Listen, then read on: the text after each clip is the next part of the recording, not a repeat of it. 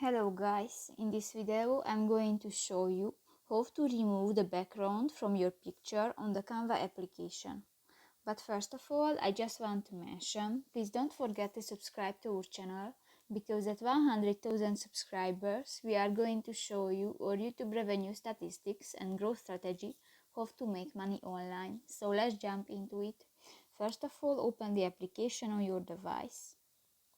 Tap to the social media button next to the whiteboards option, and in the popular section you can find the edit photo option.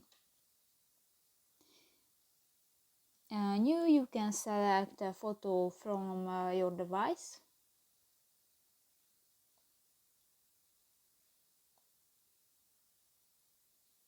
and in the effect section you can find the tools option, and go to the background remover option.